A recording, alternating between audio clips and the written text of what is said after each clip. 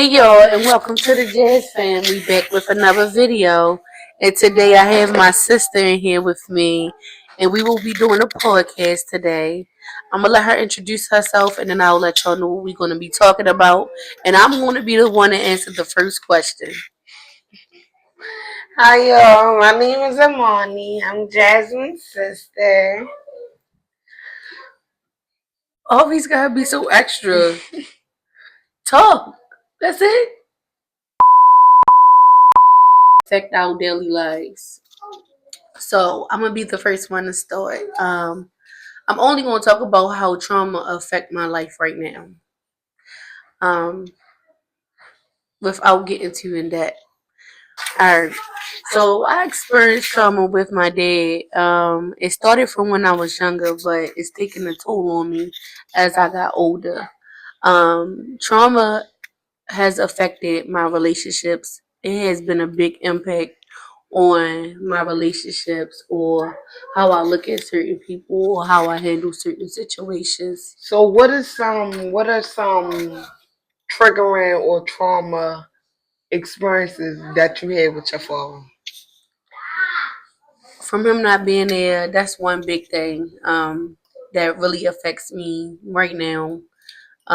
So I'm more of, even when it come down to my children's dads, I deal with them in a way where how like I gotta figure it out myself Like you can't because expect anything. yeah, I don't expect anything. I expect to do it all by myself because my father wasn't there for me. So I really didn't have a male figure to like guide me. So that's what's bothering me now as I'm older because I'm figuring it out by myself.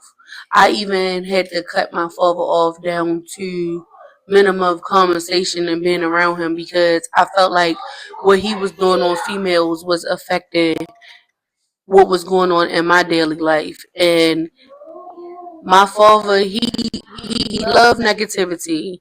You feel me? But if somebody is actually like somebody that's good or doing good for me, you feel me? He see past that. Like, and I be feeling like just because he's no good, he can't see what's good because he never grown for what he have done and what he is doing. Um, So how do you currently like cope with the stress and like traumatic memories, like memories and experiences that you had with your father? How do you cope with it now? I cope with it by just thinking about the negative things and turning them into positive things. So things that I didn't like and I know that bothered me growing up, I try to do different with my children. Even though their fathers are not actively in their life as well, I try to do my best be be there for them and be a more of a coping skill for them. So it's really that's what copes me by helping them. What dramatic experience did you have growing up as a child that you could say followed you into adulthood? One thing that I could say that followed me again was my father not being there. Um, that was a big thing, and Well, a traumatic experience I experienced as a child, I felt like I was silenced in a way. Like I couldn't always say what I was thinking or feeling because I was scared of how it would come across like to my mom. Like she used to anytime you would say anything, it felt like a child should never talk back. Like I should never have an opinion about nothing. So I yeah, feel like that I carried that with me into my adult life because now I feel like I gotta say I say whatever I'm thinking.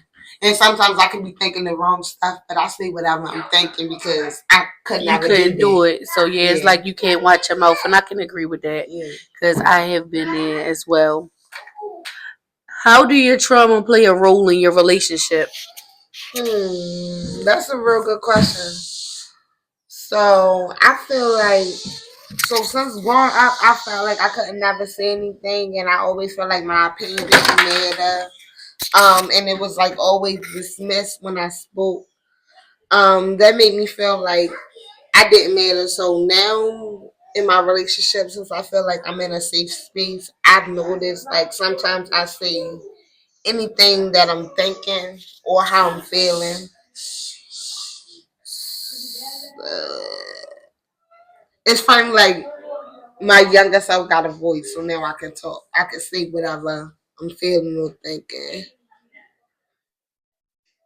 So how do you turn your trauma that you experienced into a positive impact in today? I feel like it could be positive, like me actually speaking up and like standing up for myself. Like in that way, it could be positive, but then sometimes I feel like it could also be like overpowering to certain people because I do see whatever I'm thinking and whatever I'm feeling, and they probably take it as if like I don't care or I'm just coming off as mean. But I don't feel like I'm being mean. I'm just feel like I'm being upfront because I could Do never. you do you feel like you express yourself more in a relationship, or do you feel like you hold back on saying how you feel because of trauma that you experienced with not being able to say what was on your mind and stuff like that? So I feel like it's both.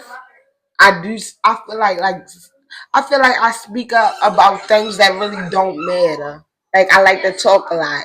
Like I say whatever I'm thinking. Like if I come in and if I come in and something not clean, like I'm talking, I'm nagging about it not being done. But that's stuff that don't matter when it comes down to me really putting like expressing myself, like feeling wise and not saying like it's saying like everything that I should be saying. I don't say. Yeah, I hold that back.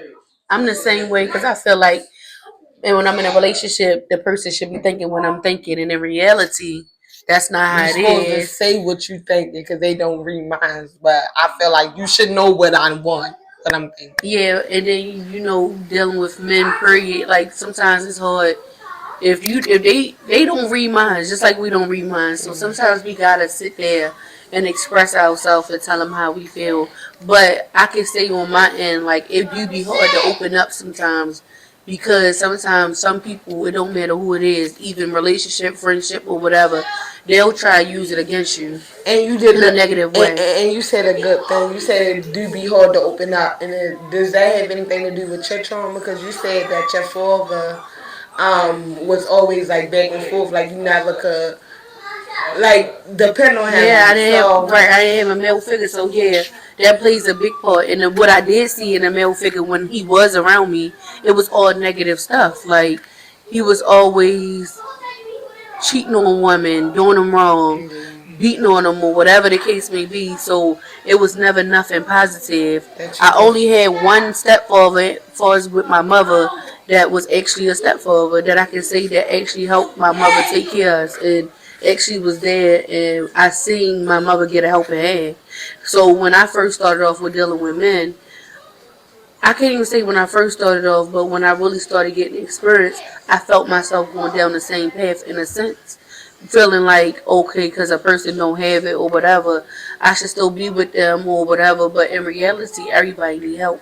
Right. So I felt like I was leading down that same path into, I don't know, I'm getting older and I just got a little wiser with things and I'm just like, okay, this is really how it's supposed to be. Or you got to set standards for yourself. That's what I realized, for a person to respect and treat you the way that you want to Right. be respected, for real. So, Cause nobody gonna treat you better than what you. Nobody gonna do what they do. What you allow them to do, basically.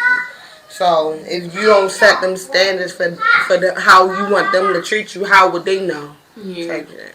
that's definitely true. Alright, y'all. We gonna read our final thought.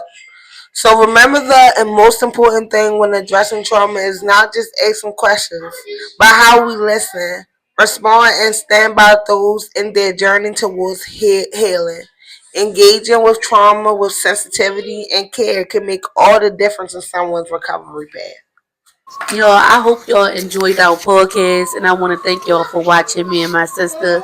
And y'all will be seeing us more frequently on other ones. And thank y'all for watching. Make sure y'all subscribe to my channel.